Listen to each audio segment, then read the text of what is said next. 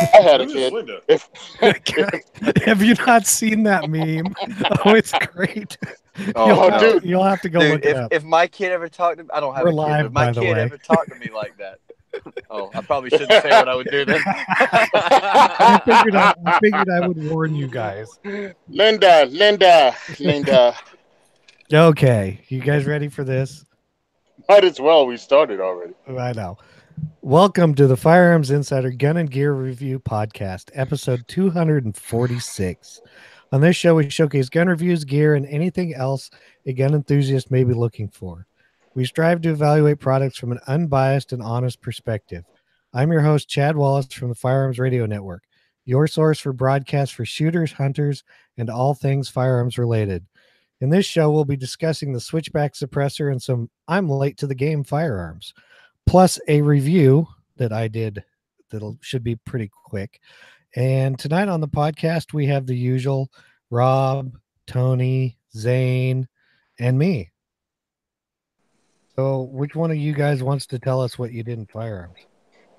I didn't do anything. I've been working my butt off too much, so I've been kind of overworked, so I haven't had time to do nothing other than where's that practicing. mute button? Yeah, I love you too, Chad.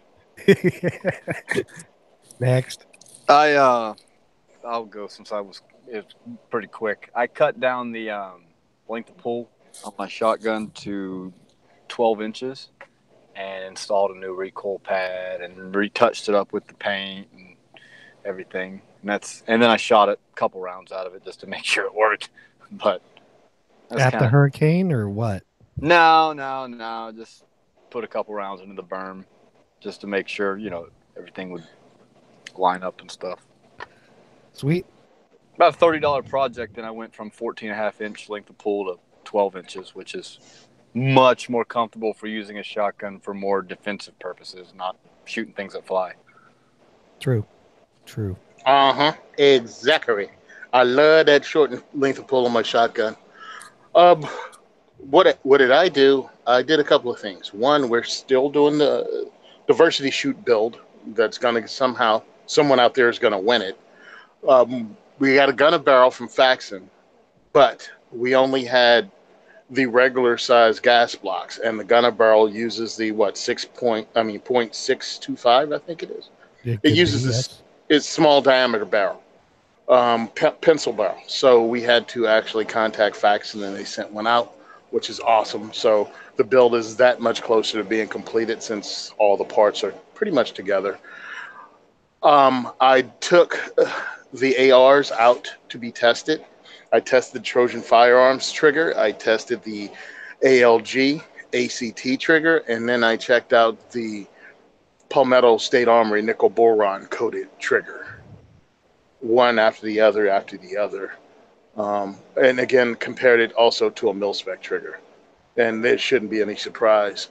The Trojan Firearms trigger was awesome because it's a drop-in and has, a 2-pound trigger pull, 2.5-pound trigger pull? Something like that. To whatever you want. Yeah, you can adjust to whatever you want. The 4.5-pound trigger pull on the ACT was wicked awesome cool. And the one from Palmetto State Armory, it didn't have any reduced power springs or anything. It still had, mil-spec springs. It was just nickel boron coated. Now, the trigger pull was the same, but it felt completely different. So that's cool. And that's what I did. Just had some fun with that using the RE Factor Tactical targets with the what is it? Dead Man's Hand training cards and a timer, because how in the heck else you going to practice or, compare trigger pull? I did it with the accuracy. Now I did it with time. So it was a lot of fun, and I learned a lot. Sweet. That's pretty cool. Well, I'm kind of with Rob. I didn't really do anything except, write a review, and I think that's about all I did. So I guess we'll get into the announcements. We actually have some new announcements. Episode 250, 4 episodes from now, will be the listener question show. So send us in your questions. We'll try to answer them on the podcast instead of discussing stuff. Our bandwidth sponsor is Patriot Patch Co. Even though they won't make us a Kilt in the Streets patch, they do have new patches for pre-order. And don't forget to sign up for the Patch of the Month Club. You can get yourself a Ghost Gun patch for October. It's pretty cool. We do have a new affiliate link on the Firearms Insider webpage because I decided to sign us up for it. And it is for Gun Tech USA because they've been pretty good to us over the few years, and they make decent priced and decent equipment for ARs.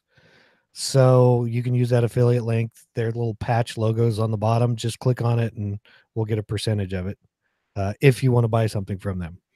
And if you're using Amazon, you can also use the firearmsradio.tv/Amazon link.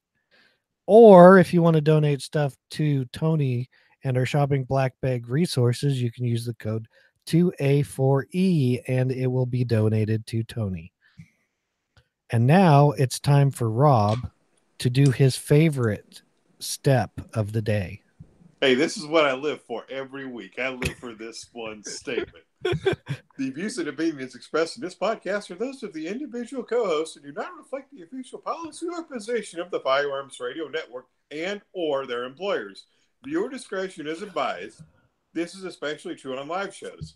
And now Chad's going to tell us about a 9mm Gun Tech bolt something or another.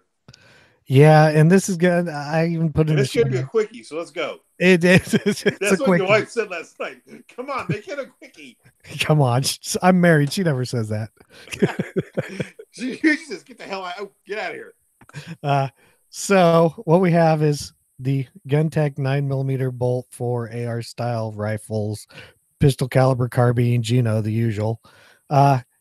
When I was putting mine together, I needed a bolt, so I contacted them to see what they had, and they said they would send one out for me to review. So of course I said, sure. They also sent me a compensator for that same 9mm build. I'll review it here in the future. So there is that. It's a bolt carrier group. So it does come with a QPQ nitride finish. They do have another option I'll get to later. You know, it makes cleaning a little easier. The carbon scrapes off a little easier as opposed to like your standard bolt carrier group finish, which isn't nitride. It's more Parkerized or something else. It cycles smoothly. Could be because the machining on it is quite nice on the outside, or that it's just smooth. Pretty much has all the features of 9mm bolt carrier groups. It does have a roll pinned in weight carrier to add mass, so you can use a standard weight buffer system. It weighs almost 15 ounces complete, which is because of the straight blowback system on the PCCs. The only problem I ran into it with wasn't really a problem at all. It's a Chad OCD problem. And I'll explain it and kind of show it to people just because. And there's also another way to fix Chad's OCD. If you're running a standard weight buffer, it is a little shorter than a 9mm buffer, which some people will know and some won't. Well, on their bolt, I showed pictures of it. There's a little lip in the machining, and when you'd cycle it by hand, you could feel it get to that little lip on the top, and you'd feel it kind of move a little against the buffer tube. So I kind of took a Dremel tool and polished it down and smoothed it out. If you're running a 9mm buffer, that is not a problem though. And it didn't cause any problems before I did that. So it's more OCD that I have. So I figured I'd get that out of the way. It ran fine with that Stern Defense mag block I used. It's got their standard gas key block, basically, so you can charge the thing because it doesn't use a gas system. It is staked on. It looks like they used a staking tool, nothing super fancy, nothing super overstaked, but it is staked. Let's see if I missed anything. It does have an external extractor, which you can see here. So if you happen to shoot enough to wear it out, you can replace it. Okay, so there is that. Let's see. It is cut for either the Glock style bolt or the Colt style bolt magazines, which is good. It is also to be used. You can use normal hammers, which some of the earlier 9mm bolts and stuff, you had to use a special 9mm hammer. At the time I wrote this, and now I probably have 700-800 rounds through it. I actually have used it with 3 different style triggers, the mil-spec, the KE arms, and the velocity trigger. They all worked well. The velocity was a little on the light side for me for the particular blowback. So I'm currently running the KE arms trigger, and it has given me good luck. I think it's got adjusted to about a 4-pound trigger pull. It works great. You know, there's not too much you can say about this. It's a bolt. So if you're thinking about assembling a pistol caliber carbine, you can look at these guys. They make so much stuff. I mean, they make some good stuff, tons of stuff, different colors. I mean, they pretty much make it all. So we'll get into the Firearms Insider reviews 8 key points. The claim to fame, of course, it's 9mm AR bolt for Glock and Colt style magazines. The target market is pretty much people building a pistol caliber carbine upper. Features and benefits, we already went over the Glock Colt style. It is mil-spec 8620 steel. It has the external extractor. It is dust cover compatible.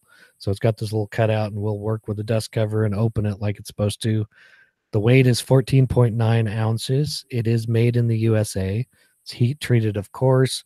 Salt bath nitrided finish. It does have a 1-year warranty. I don't really know why you would need it, but it is there.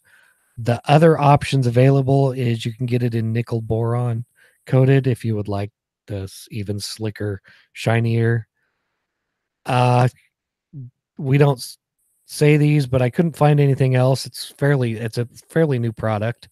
And so there aren't any other links. The price point MSRP is $159, so you're pretty much in the market with everybody else. I did find them at Optics Planet for $135.99. So if you need it now, go to one of those places. I'd say go to Gun Tech and use our affiliate link, but hey, that's just me. So our ratings, the pros, it is a drop-in installation. It has an external extractor. The nitride coating is nice. It does work with both these Colt and Glock style magazines, which of course is nice also. It works with standard AR-15 hammers and triggers, and it's made in the USA. The only cons I could have were the slightly raised lip by the gas key. Hey, I couldn't really find much else. So I gave it a score of 8, which was great. And that's pretty much the review on that, baby. You guys got any questions, or should we go on to more stuff? It's a bolt, dude. I have no questions. Ready to go? Yeah, it's pretty straightforward. It sounds pretty similar to the one I'm running, actually, when it comes to features and stuff. So we'll yeah. No, maybe after I write that review, we swap them and see what happens. Yeah, probably nothing. I mean, probably nothing. Yeah, they'll probably both run just fine. Yeah, that's kind of exactly. I think the one you have is very, very, very similar. It's extremely similar. I think the only difference is it's probably a little more expensive. That's literally probably it. Yeah. But so there's that. So now we're going to get into the product spotlight and discussion. And I stress the spotlight and discussion portion. And you guys can find out later why.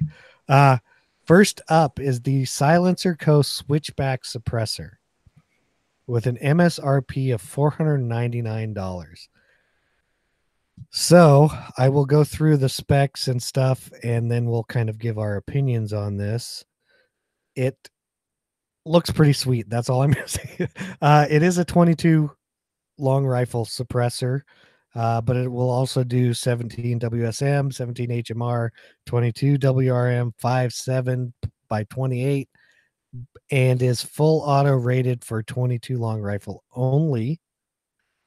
The weight is 3.2 ounces to 6.4 ounces, depending on how you have it configured. The diameter, it's 1.07 inches, which is kind of an odd diameter, but hey, the length, it's 2.5 to 5 3/4. It is made from stainless steel, and the tube is titanium. And basically, you get, it looks like 4 configurations you can do with this thing. They have short, medium, long, default, and rifle optimized.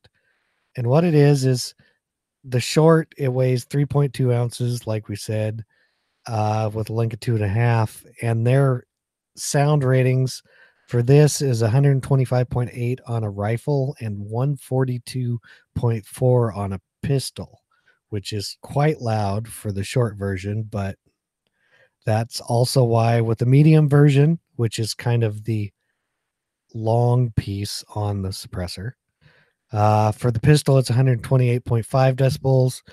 And for the rifle, it's 117.9. And here's where you get. I was gonna pause you for a minute because from what I can find, that's about average for 22 cans. The medium, the 117. The medium, yeah. Yes, somewhere in there. Yeah, I was going to mention that. But then you get to the long configuration, which there are 2 of. There's the long default and the rifle optimized, which looks like on the pistol you want to run the default, and it has a rating of 114 decibels, but that end piece can be reversed, and that makes it optimized for a rifle, and that drops the rating to 108 decibels. And I know decibels. That is mouse fart quiet. Right. And they did test this on a 16-inch barrel bolt action rifle and a 3.3-inch barreled semi-auto pistol using the standard Silencer Association standard testing methods with CCI standard velocity ammo. But what I want to say is I know these are decibel ratings and they can vary with day to day with humidity and stuff, but 108 decibels on a rifle is super quiet, just like Rob said. Quiet. Yeah, and that was with standard velocity ammo. That's not even with subsonics. No. Right, but that'd be giggle quiet. I was bouncing around on Silencer Shop's website before we went live, and again, different day, different air part of the country, different barometric pressures, all kinds of stuff. But everything they had tested was averaging between like 115 and 120 with subs. That was out of a 1022, which is a semi-auto, so there's going to be a little difference there too. But we're looking at a 10 dB difference on that. I mean, that's quiet. This is a quiet can. This is a sickening quiet can. This is an awesomely quiet can. But if you run really quiet cans, you shoot them on bolt actions. Remember, that 1022, that 1022 action itself is probably adding multiple dBs. And these measures. That's saying something is the cycling of your action is louder than the shooting of the round. Well, and also I couldn't find where they were measuring on Silencer Shop's website. So, I mean, it's not apples to apples. Normally on Silencer Shop's website, they measure right at the muzzle. Well, that's where they're measuring on this can is what it stated in the thing. Right. So, I mean, it's probably going to be quieter at the ear. Measurement is by your ear, but that's my opinion. To add a little more, it does come apart for cleaning. So, which is good. 22 cans pretty much have to. Exactly. I actually checked on their manual, and they have a white paper, but it doesn't really say much more than we did anyway. But the manual has a pretty good explanation of, how to take it apart, how to do this. I just saw it, and it comes with 2 wrenches. Hey, Chad. Yeah. Are you going to go with the caliber? Are you going to go with the caliber as a single support? Caliber single support what? No, the calibers. can will support. I already did. Where were you? Sleeping? Way to pay attention there, buddy. Okay, never mind. So you can't use it on a P90 because it's not full auto rated in the 5.7. So. If you're right, but if you have a semi-auto P90, you can. It would be a PS90. Oh, But yeah. I'm assuming that's going to be with the full-length can, because I would hardly imagine the small one would do any kind of reduction for the 5.7 by 28 round. Yeah, most likely. It's going to be probably basically all that means is it's going to handle the pressure. Yeah, this is designed for 22 long rifle. I mean, or I could even on the 17s, it's probably pretty good. I mean, would be my guess. The 5.7, I mean, it's still going to be probably pretty good. It's just not going to be as quiet as a 22 long rifle.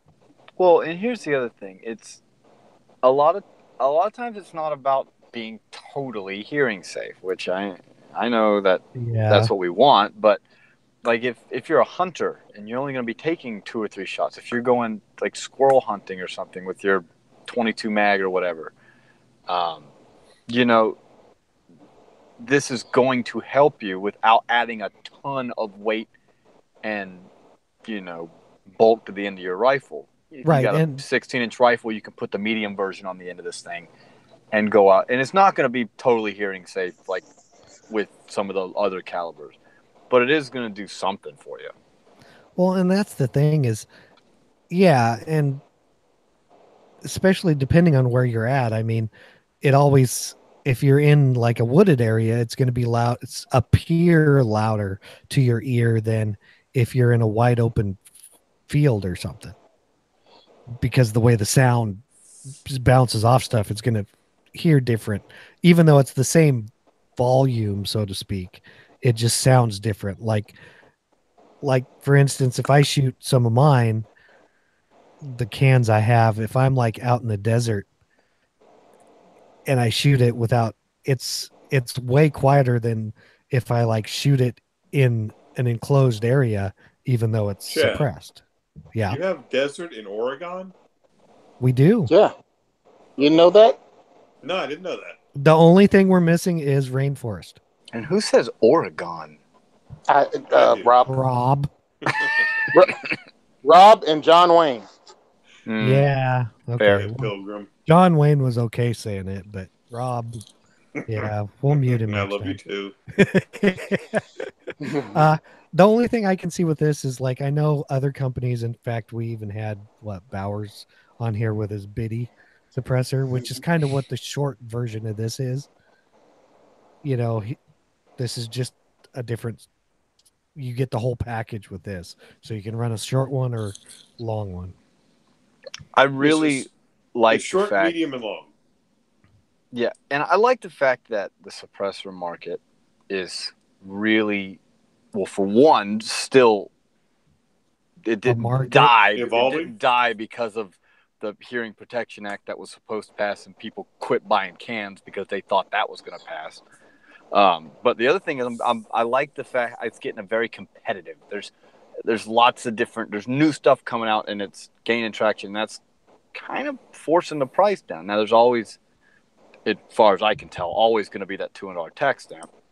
But it's really become a very, not necessarily saturated market, but much more competitive market. Yes. Yeah, but the MSRP on this thing is $500. Add a tax stamp, add tax, you're probably talking what, $730, $750? Yeah. So this is not on the cheap end of 22 suppressors. No. But it's also But you can, you're kind of paying for the modularity and the modularity of it. Yeah. It is a direct thread can, if anybody didn't figure that out. Most, if not all, 22s are direct threads. Yeah, very seldom can you get. Do you get other styles? Device? The Nielsen device, right? Most 22s have a fixed barrel, don't they? Yes. So yes. You wouldn't really need a Nielsen device. No, right. Exactly. Okay. So next up is Zane's favorite. Okay. Yep. I didn't even say anything. Off right now. Goodbye. Okay. See you later. I didn't put this in here for Zane. I more so put it in here to ask why. It's the Springfield optical sight pistol. The I'm like, Why OSP. put it wait a in there minute. then? We all hate it. No, we don't. Hold on. Why? I don't hate it. Go ahead. Okay, then go ahead. I don't hate it. MSRP is $958. That is the one with the optical sight. You can also get it as an option without the optical sight. But both of these versions come with a threaded barrel and a non-threaded barrel. I'm not sure why, but that's what they come with. Stupid. They also come with 3 adapter plates for your popular red dot sight system. So if you buy the one that doesn't come with, or even if you do, it comes with a Vortex Venom, the one that has it, which isn't your top of the line optic, but I think they probably wanted to keep the price down a little bit. And sadly, the optic plates do not say sight zone on them. I was a little upset about that. Well, okay. That's kind of actually pretty funny. Yeah. So what it is it's basically an XDM with the threaded barrel, Vortex Venom. Comes with 2 19-round magazines. The barrel is 5.3 inches on the threaded one and 4.5 on the non-threaded. It's got suppressor height sights. It's their standard XDM polymer frame, forged steel slide, one-piece guide rod. It's 8.6 inches long, 5.5 tall without the optic. It's 1.2 inches wide. It weighs 31.1 ounces with the red dot and 29 without. Basically, it's XD's market into the optic sided world. It's XD's Me Too pistol. Yeah, it's their Me Too, which is kind of why earlier I mentioned that I'm late to the game firearms. So yeah, I'll Blah, blah, completely put aside my bias toward, or bias against, I guess I should say, Springfield in general. There's a couple things I don't understand why it comes with 2 barrels. I just don't. That's because Unless jack offs didn't do what I told you to do, which was watch the video I sent you, where all of it was explained, but you chose not to look at it. I watched the video you sent me. I don't remember that portion. Well, that's where he tell said us all about it. Well, I dang near did the interview because it was freaking stupid. Gun Talk Media decided they were going to do the release of this thing, and they made a big hype, and they had some pre-production, and then they opened, and then they went with Facebook Live and YouTube, and they had no questions and no answers prepared for their own live. The reason it has 2 different barrels is because if you want to carry it, you'll put the non-threaded barrel on. Why? So it doesn't extend. Hey, I didn't say it makes sense. I said that's what they said. So the non-threaded barrel is shorter, so it'll come flush with the end of the slide. That's why they have it. Yeah, it's their optic version. Why not? They sell a lot of XDMs, and there are people who are having slides cut and optics put on because people use these for competitions and people carry them. So why not have their own branded ones? I mean, why should they give up that market share of people that use Springfields? Period. The 2 barrels thing is a waste of money. If it's going to Jersey or Cali, put the non-threaded barrel in. If it's going anywhere else, put the threaded barrel in. The whole you're gonna carry. I don't know. That doesn't make any sense to me. That just. I mean, it's the same reason why I don't get mad about the plastic sights on Glocks, because I don't want them. I want to put my own stuff. I'd rather save the money up front. So if I wanted this, which I think everybody knows that I don't, but if I did want this, I don't want to pay the extra money for a barrel I'm never going to use. Like, you know what I mean? And like that just doesn't make any sense to me at all. And the other thing is, I as much as I like Vortex optics, their pistol optics are lacking. And I just don't understand why that's the one they kind of went. I guess they probably have a partnership with Vortex or something. it'd been nicer to see something a little more. They'll get a discount, robust. But and everybody knows how I feel. XD. Yeah, everybody knows how I feel about XDs in general, so I don't need to go into that. Yeah, I've got 2 XDs. They're both in the safe. They're safe queens. I think I might trade one of them in on a high point 10mm carbine when they finally come to this area. You're gonna trade up? Yeah, man. Get a better gun. Get something that actually work. And then I'll get another high point 10mm and ship it up to Tony and say, "Here, break it, Marine." One, we already know I can. Yes, you can. No, you broke a 9mm. I want to challenge you with a 10mm. Well, he'll break it quicker. Yeah, exactly. The thing about this, I find nothing wrong with it. It's their version of it. A bunch of people hate on XDMs and XDs and Springfield pistols in general, and I get where you're coming from. But so what? There are people that use it. There are people that like it. Let them shoot the snot out of it. If it breaks, it breaks. They have a warranty. I just find it was sad the way they put it out with no information, because here's a question that it seems to me would pop up right away. If I already own an XDM, can I purchase a slide with the cuts in them already? Oh, that's a good question, they say. I'm like, well, why wouldn't you sell the slide separate? That is weird too, because Gun Talk aren't they sponsored by Springfield? Like, that's what I'm saying. It was just badly done. You think Springfield will put it out, but what I'm saying is, buy anything from Glock aftermarket. Yeah, but what I'm saying is, why not make the money? You're not Glock, you're Springfield. The other thing is, I'm looking at this plate system. Mm-hmm. It looks even less robust than the MOS system does. The only thing I'll say about these plates is I've got the FNX 45 Tactical. When you put that base plate on, you're going to have to use some kind of Loctite to secure. Well, yeah, that's a given. Otherwise, you're supposed to use Loctite. Quick, real easy. Yeah, no, you're supposed to do that. But these I don't see any bosses cut in or. No. You know, if it was if they were the first to do this, I'd be like, oh, that's a neat idea. But there's like 5 or 6 manufacturers who already have a plate system, and each one has kind of progressively gotten better. It seems like you should have probably maybe tried to learn something from everybody else. Well, and they could be the greatest plate system in the world, but I'm looking at them and they don't look. And very if you robust. look at the ones we talked about, last week or the week before, the agency plates. Yes, they're completely different. I'm sorry. I don't know. Was it Strike Industries Agency? It was agency. I think it was the agency. Was the Strike Industries thing we looked at. Okay. Yeah. I don't find. Hey, look, this is XDMs. Go with it. This is your thing. It has a Vortex. It has 2 other sighting systems that it can use too. Again, I think they went with Vortex just for the price point, and maybe you don't know whether you want to jump in this end of the pool or not. I don't own an XD. XDs are down on the list of things I'd want to pick up if I were picking up polymer striker-fired pistols. They would be, wow. Like, hey, Tony, keep them right where they are on your list.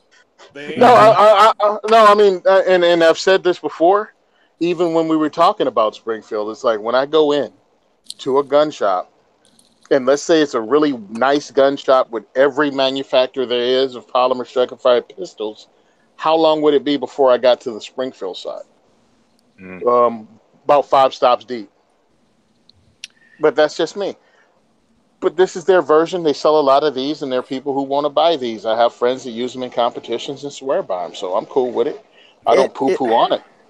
It's just kind of underwhelming, I guess. I don't know. Well, you got to remember a lot of the stuff we talk about. I can trash them, I think, all I want to. So. Well, do you have the XDM or the XD? Because there's a big difference. Yeah, there's a difference there. I don't know if it's a big difference, but there's a difference there. According to marketing, there's a huge difference. Oh, well, according to every marketing, according to Glock, there's a huge difference between the Gen 4 and the Gen 5. Okay, so that's according to Glock marketing, there's a huge difference between a 19 and a 45. A 19X and a 45, huge difference. God. The other thing is killing me here. This is right after who just released their version. Was it FN who just did their 9 mil? Yes. Yeah, the tactical 509. Yeah, the tactical. Yeah. Yeah, It only and comes with a it's threaded barrel. Oh, very similar price point, and it only has one barrel. Loser. Yeah, right. I just think the features and benefits were better on that, and that's putting aside my bias against Springfield. All right, trying to be fair here. and I don't know. and you know, I'm not keen on the XD and XDM grip safeties, but I have shot an XDM, not just like, oh, here's 5 rounds, because I had a friend that used to have one, and I used to have a regular XD, and I don't anymore, but I won it, so it wasn't like I bought it. Because I'm with Tony, I don't think I would have bought it, but they both worked fine, and the XDM is more comfortable for me to shoot than the regular XD. But would I buy one? Probably not. And it's kind of one of those things. It's like, I don't really want a grip safety on my gun unless it's a 1911. Well, and the thing is, like we said before on the show, there's better choices in the price point. Right. Like the price point's off. Like, I'm sorry, their guns are not on par with Smith and Wesson M&P line or the Glock line or the 509 line or even the pick your poison. Now, if you want a good trigger for one of these, you can go to Powder River Precision and buy a great trigger for these. But I mean, I'm saying this, dude. Cool. I mean, again, this is for the people that like X. And that's the thing. There are XD fanboys out there, just like there's everything fanboys, and they're gonna pay for it. So there are people out there that didn't buy an AR-15 until Springfield came out with the Saint. There are people out there that when they want to buy a .308 battle rifle, they will go with the M1A and every variant they had. They're Springfield fans. And people say fanboys like it's derogatory, as if companies haven't made money off of it since Beretta opened 400 years ago. I don't mean it derogatory and say fanboy. I fully admit to being a Glock fanboy. But when I look at it myself personally, there are other guns and gun makers that I would go to. Oh, I'm sorry, I'm repeating myself. There are other guns and gun makers that I would go to before this. It's just. I mean, CZ. We all would. CZ. High Point. CZ. Yeah, Tony's already gone there with a high point. I went High Point first. Dude, I'm there. I've got High Points. At this point, I love bringing up High Points because somehow it makes haters' heads explode over something I own. They never gave me a dime for it. They're not spending any money, and it's not in their home. And somehow it upsets them, so it makes me feel real good. Yeah, love my High Point. But you messed up my segue because you mentioned the Saint. Oh, I'm sorry. Hold on a second, because I do repeat myself. But if you like the Saint, this is your companion pistol that goes with it. No, it's just like Springfield brought out their Saint. Now in the news is the SIG M400 tread rifle. Awesome. The what? The tread. The tread. Like don't tread on me. I can honestly say I do hate this worse than the Springfield. Okay. Here we go. It has an MSRP of $799. It's so new they don't really actually list it on their website yet, but Recoil has a great article on it, and I have some stuff to add to it. But what were you going to say, Tony? Oh no, it's on there now. It's on their website now. Oh, okay. Well, when I first looked it up, it wasn't, but we'll just go with this article anyway because it probably tells us more, and it's linked in the show notes. So go read it for yourself because I'm just going to skim over it. Basically, it's their entry level rifle, and what it is they're going to have tread branded accessories. So if you want a different style of rail than it comes with, etc., OEM upgrade parts is basically what they are. Yeah, I know. Let me skim through here and see if I can find anything more. Oh, I thought it was muted. It's their budget price thing. I don't think it's anything special. It's got a Magpul stock, free float handguard that is not fully lined with M-lock slots. It's like only the front half. Now, here's the thing that they've shot it in this article and stuff. And here's the thing that I just loved that I can attest to. The stock trigger is entirely DLC coated, and the pull weight is 7.5 to 8.5 pounds. I'm like, they're like, the brake was clean and consistent. I'm like, at 8.5 pounds, how can it be consistent? You got to pull so hard. Is that heavier than mil spec? Isn't it? Yes. Yes. Okay. I read that too, and I'm like, that's a really heavy trigger. I'm gonna go with something here, and I think it's SIG in their ARs. My Ruger LCR is a lighter trigger than that. When I was up at TriggerCon and they had the SIG optics thing there, and I was shooting those, they had them on SIG AR rifles, right, on the 308 and 6.5 Creedmoor. That thing had about a 10-pound trigger pull. I'm like, I'm trying to pull this trigger, and I'm like, every other trigger there is like 5 pounds maximum, and I'm like pulling on this, going, how the heck am I supposed to shoot this gun accurately? So I don't know if it's just them. Chad's checking to see if the safety's on. I did. No, I'm serious. I raised my thumb up and flicked it. Yeah. So I don't know if that's just them, but as in there all these options, you can get an upgraded 4.5 pound trigger. How much does that cost? $119 and a 3-chamber compensator for $49. The trigger doesn't actually sound like a bad deal at $119. Hold on. Your pull weight. Hold on. Okay. I looked up the trigger, and their trigger says their weight is still between, 4.5 and 7 pounds. Yeah. I'm like, what's with the ALG trigger, the ACT trigger from ALG is $65, and they're at 4.5 pounds. So it's a better trigger right out the box than theirs. Well, and here's the thing that I guess they think people are too stupid, and maybe they are. I don't know. I'm sure realize that you can put any mil-spec accessory in this. You don't have to buy a tread trigger to go. Yeah, this isn't rifle. like their MCX or. But they're coming out with these accessories so you'll know it's compatible, and I'm like. Well, I think there is a market for a lot of people out there that they just want it. And I know that. And they're playing hard the 3 per crowd. Man. Okay.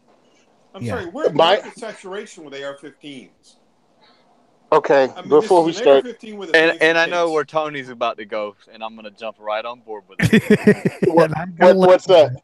About how this is. They're marketing this as an entry-level and budget gun, but it's not priced as an entry-level gun. Okay. so of course, me being me, when the industry has been calling this an entry-level gun for all the Johnny-come-latelys, the Saint called theirs an entry-level gun at the same price.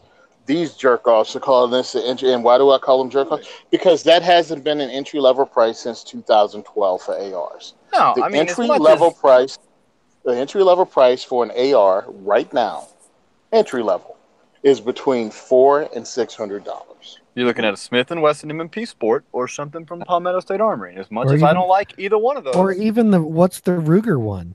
Yeah, the Ruger comes in at I think $600. Yeah, I was going to say right. And I bet it's got a way better trigger than this piece of crap. And everything and Delton and I mean. It's just a lot of companies come in well under this because that's what entry level is. Okay, I understand what they're doing. And they went for the whole don't tread on me thing. And if something having a redone artistic Gaston flag on it gets your juices flowing and you're going to pay $300 too much for a friggin' basic AR, go ahead and do it. I mean. But what gets me is you have but you have Smith and Wesson labeled tread mil spec AR parts that they expect you to spend money on. All right, I'll go ahead and get this out because it really disgusted me. Sig, I'm sorry. Yeah. It really disgusted me. I sent you guys a link to the video from TFB. and you posted it up as a drinking game. I like that the reporters went ahead and told you that they were flown in by SIG, and they were given the rounds, they were given the gun, and they had the whole Kool-Aid treatment and drank it all up.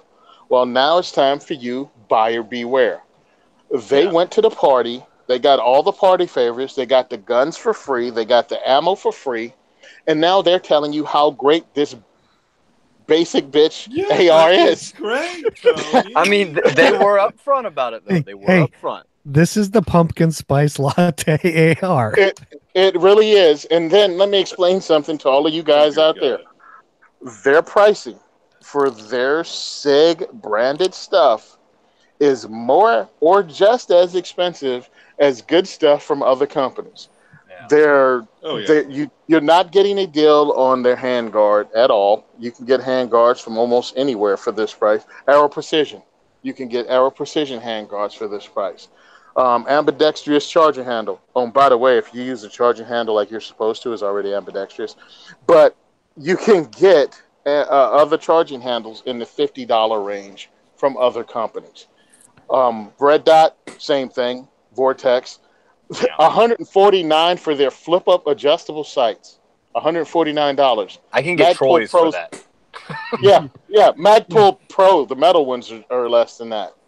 The only thing, I guess, just everything here is more expensive than it needs to be, and it's not even. And my thing is not even falling in line with Legion, because at least Legion gave you a maxed out SIG pistol. Oh yeah, you and it didn't look and feel like crap. The Legions didn't. This just looks like a toy. It doesn't like. I get. I think it's the tread thing. But let's talk about another thing real quick. Is that SIG has had some quality control issues in the last couple of years. The SIG of today isn't the SIG of several years ago. At least it doesn't seem to me. They've had quite a few issues going on. And for this same price point, you can get into a Colt 6920. For a few dollars more, you can get into a BCM or an FN. And even for a few more dollars, you can get into... what's the FN cost? The FN... the MSRP's right around the same, maybe a little higher. The FN rifle? Yeah, like the they're AR. They're ARs. Just normal. They're right. AR.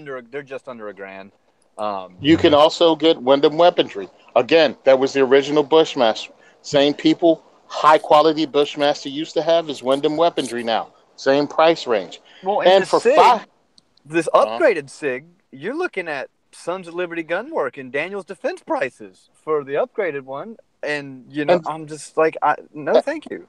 Yeah. And how's this? Right now, PSA, Palmetto State Armor, for people that don't know, 18-inch rifle length, 2.23 wild, 1-in-7 twist, stainless steel barrel, M-LOK MOE, with their own trigger that is nickel boron coated, $5.99. Why would I? And then, again, this has everything on it that SIG talks about you can buy from them with the extra stuff. Yeah, it has everything on it. This is a huge, in my opinion, swing and a miss by SIG.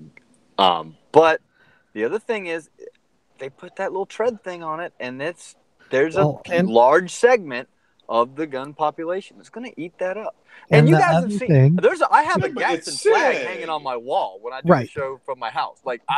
As with the XD, you always will have the fanboys that will buy it. The fanboys flag for what? $15? But here's something else, fellas. The M400, which this is based on, the SIG M400, hasn't been selling anyway. No. Well, and nobody wants this. This is a big rebrand to try to really. It's all about the Gadsden theme. Like it's a rebrand and hoping that picks up. And maybe it will. I just don't see it. I really do not see this taking off.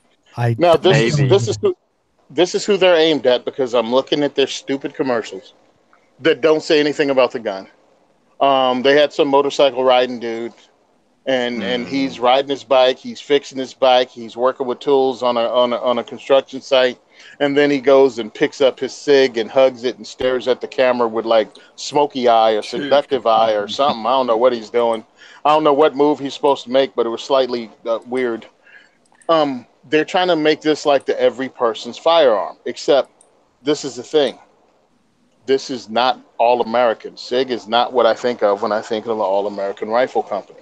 So if I'm thinking that, I'm thinking Smith & Wesson and the Smith & Wesson Sport 2 or the Smith & Wesson line of ARs, M&P 15s. I'm thinking Colt. I'm thinking those are American companies that have a brand that says AR-15. No, but I'm just saying this says AR-15 if I'm in the market to buy an AR, and I'm going with an American company. Smith, Colt, Bush, like even Bushmaster, if you don't know any better, because they've been poisoned by Freedom Group. But yeah, Wyndham Weaponry. I mean, I'm going with companies that I know are American. Then you go, oh, SIG makes an AR. Well, SIG hasn't been able to sell ARs for years, and everything SIG's made in the last 5 years has been recalled. I was going to say two more points. One, kind of circling back, but I'm going to say it again because I don't care, is that literally for this price point, I can get in a 6920 from Colt, which is, according to most people, your baseline Standard to start your duty grade model. I mean, I'll take a Colt 6920 to war. Now, it doesn't have a fancy M-lock rail on it, and it's got iron sights, but like if I'm going to pay this kind of money for a rifle, I want one that has a reputation. Number two, even with SIG's debacles they've done recently, at least the P320 was a good idea. Like that's a solid plan. And they kind of, the P365. I really wanted that to be an awesome gun. And I think they've kind of got the kinks worked out on it. But great idea. Tiny little gun, lots of bullets. But this is like swing and a miss. Like, what are you doing, SIG? Yeah, I mean, even their upgraded trigger, everybody's trigger that's a regular trigger that's nickel boron coated is half the price. I'm like, what is that? But it's not branded tread. Ooh. But they're making it. So it's not, you know what I mean? I know. Tony, this is for people that want the letters SIG on their firearm. But I'm saying they could have. Okay, I got where you guys are coming from. What I'm saying is this: if SIG is making the parts, why not make them the same price or less than equal parts from other companies and sell them to more than just people that are buying the tread? Because they can get away with it this way. Yeah, I guess you're right. Because there are probably going to be some people who truly, when it comes to, I want to upgrade this on my rifle, this says tread on the side of the handguard, the package says tread, obviously this will work. Now, all of us know that anything is going to work. But that's only going to work if they buy. The gun stores are going to have to work hard to sell this in the store, because once you leave and you start watching videos, one hell of a dealer incentive program. Oh yeah, yeah. Because once you leave and you start looking at YouTube videos like everybody does when they buy a gun, you're going to start looking up tread or 400, M400. And start seeing, wait a minute, I can put anybody's parts on here and I didn't have to pay way too much for this. And I can pretty much build my own lower and I can replace this mag pull. What the heck? Oh, dude. They're going to have some angry people. Yeah. And like I said, they're going to have to have one hell of a dealer incentive program. And that's kind of a shame because I feel like you're going to get a lot of dishonest dealers pushing these because of incentives. In my opinion, you're going to get your small gun shops are not going to probably carry these. Nope. You're going to get your big box stores, and so you're going to sell. SIG's going to sell them to the people that they're going to sell them to, which is not because like all of us are going to go to a small gun store probably because we're going to get a better deal than going to a box store, and we're going to look at it and say, nope. I'll look at it. I'll pick it up. I'll check it out. I'll laugh and I'll put it back because there's no way I would purchase this. The price is wrong. Why didn't they just have two different ones? They have the base, which again is like $600, and then they actually give you something for it, because they're not telling me anything about this barrel. It's not like it has R5 rifling or anything. It's not like it's 223 Wild. I mean, they're not telling me anything except it's stainless. It's a 5.56 chamber. I think it's what it said. And then I'm going to assume it's a cold hammer forged barrel, which is. But we have to. We have to assume it. Because they didn't say anything otherwise, so that's what I assume. Ambi controls. Which controls are Ambi? Is it just the safety? Is it the mag release? It's not the bolt release, because they only show one side of the rifle. I'm like, dudes, how come it doesn't come with sights? Why isn't it ready to go out of the box? Especially if it's quote unquote entry level. Yeah, it's like entry level. Entry level gun needs to be able to be shot out of the box. And it has $150 sights that you expect somebody to pick up on top of your overpriced entry level. Why doesn't it have polymer, at least polymer flip up sights? The Colt 6920 comes with sights. Dude, sorry. I'm not a Colt fanboy by any means, but since you guys are back on that, I'm just going to mention to you why Springfield didn't call their pistol the pistol optical sight version, and you can figure that one out for yourself. Okay. Are we not trashing on this whole thing? Pistol optical sight. It's hysterical. You're welcome. Wow. Wait a minute. What? I'm missing it, and it really sucks. Somebody's going to actually have to explain that to me later. What are the initials of pistol optical sight? That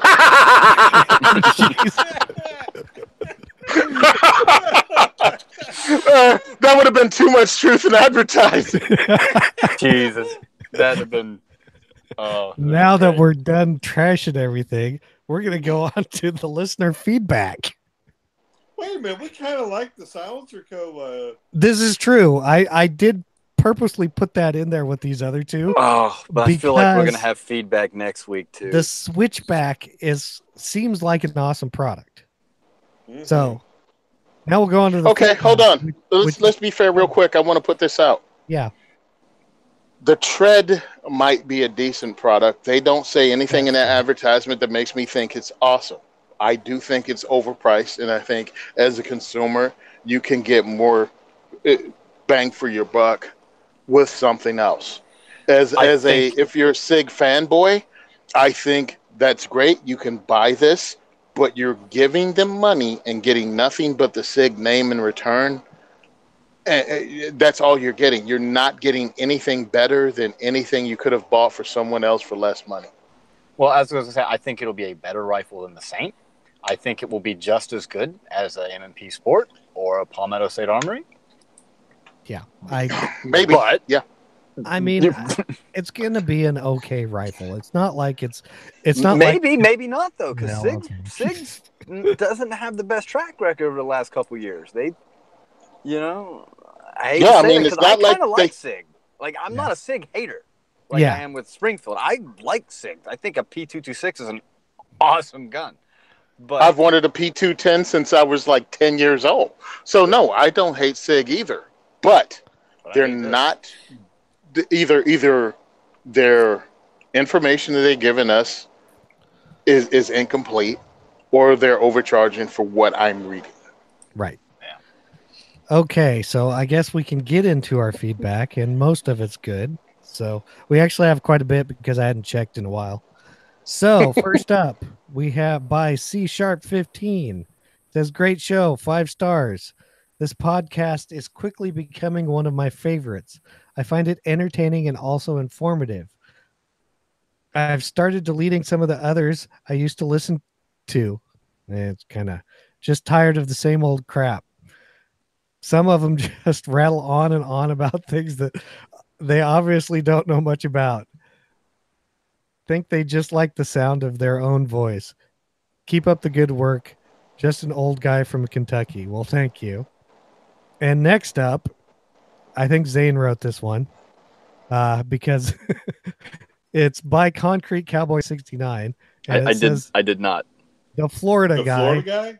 5 stars. Love the show. Love the different opinions of the hosts. I like how it's kind of hard to read on here, so give me a break here. I like how it's a casual BS session, helped me on these long drives across the highway. I just wish Tony Amazon instead of black bag, it was a big black sack. If you change the name on that, I will donate a couple $100 in product. That one's kind of odd, but Yeah, I have no idea. iTunes.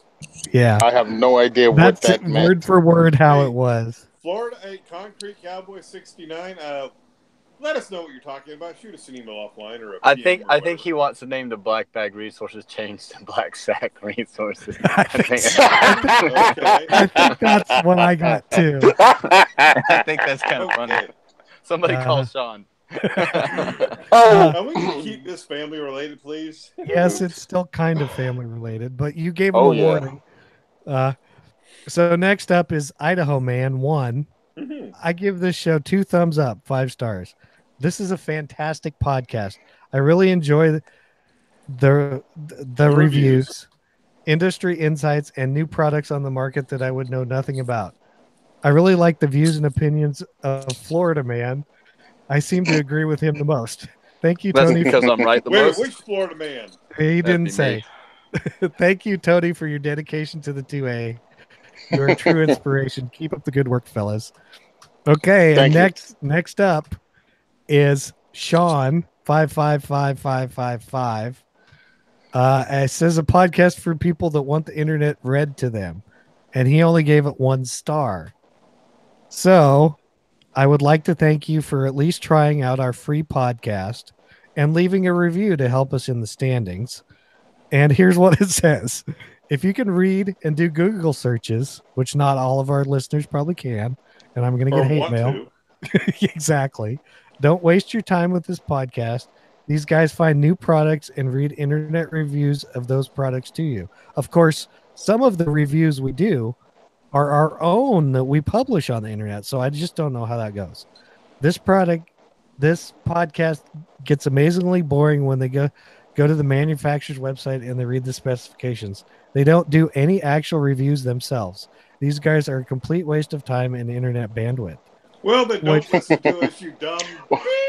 And it's weird how I even did a review this week. I find it funny that my wife decided to send in a review. I thought that was rather rude. She could have told me that and not have to, embarrass me in front of everyone. If that's your wife, then that's hilarious. My wife is hilarious. But every now and again, as the years go by, we get someone who really doesn't get the show because, well, obviously they're not that bright. Because he's a optical sight. No, exactly. No. Every now and again, we get somebody that's not that bright and doesn't pay attention. So, yes, sometimes when someone gives a review, they're reading it from the review they wrote. Write this down. You're stupid. Yeah, and you just didn't get that part. At first, I was like, this person obviously doesn't actually listen. I think they listened to one show, maybe. And then I was thinking, you know what? It does kind of sound like we're reading reviews from the internet because I'm reading the review that I published to the internet. Exactly. and the other thing is, when we're talking about a product, okay, we know about it because we've checked it out. But if you're listening to us, you have no idea what product we're talking about. So we have to read the product to you so you know what we're talking about. And that's why we discuss those products and we tell you about what is on this manufacturer's website, because not everybody wants to go and look at it. They're like, oh, okay, so this is this type of pistol. It's this big, etc. All right, now that we explain that to you, now that we explained that to you, come back next week and we'll teach you how to make peanut butter and jelly sandwiches. Talking about peanut butter and jelly sandwiches, it's time for Tony And his second is for everyone diversity shoot events. What does peanut butter and jelly have to do with the diversity shoot? Hey, It's you know diverse, okay? Oh, wow. It's peanut butter Wow. and jelly, okay? Wow, dude. Wow. Chad got deep there for a Yeah, second. man, that was like really heavy. That changed the gravitational constant of the universe. I'm impressed by that. Okay. The second is for everyone diversity shoot. By the time this thing posts, will already have happened on October 4th. It's going to be great. It's going to be fun. What we do at these things, of course, as the name says, is welcome all people from every background, race, religion, gender, political background, financial status. We will introduce you to firearms in the firearms community. We'll introduce you to those, according to the media, evil white men that don't care anything about you, who happen to be of, well, every race, which you'll find out the media lied. We also will talk about legislation in this state. This week, what I'm doing is I'm bringing paperwork so people can actually get their firearms ID cards in New Jersey. So I'll have the paperwork with me so you can walk out with it in your hot little hands. What we do is introduce people who may never have walked into a range to firearms in a safe, fun manner with people they find out they have a lot in common with. That's what we do. Our entire effort is to grow the Second Amendment community and let them see we're not the bad guys. And if you'd like to help with that, you can contact us at tony@diversityshoot.com. If you want to volunteer, if you want to donate money, you can go to our GoFundMe and donate there. If you want to become part of our Patreon, you can go to patreon.com and donate there. We have awesome prizes for people that we're going to be doing some drawings relatively soon. You can also purchase our shirts at 1022clothing.us. Why? Because we're twice as big as 5'11". We actually have adult size clothes, not stuff that Zane wears from 5'11". So if you want to help us out, that's great. Can I just say that it took me till last week to get the 1022 reference? Yeah. Really? I'm a little slow. Seriously? Yeah, I made a joke that I can't buy anything at 5'11" because I'm too big. I need to start a clothing company called 1022 because I'm a bigger dude. And a friend of mine purchased the URL, and I have the link to our t-shirts there because they go up to 6X. Oh, yeah. No, I totally get it now. But it was last week when you were reading, I was like, oh, that's hysterical. And Zane, it's okay because Tony doesn't understand the pistol optical sight. Yeah, it took a second. I thought you guys were spelling a longer word. Tony, sometimes you got to give the Florida man a little bit of time to catch up with the rest of the time. It's true.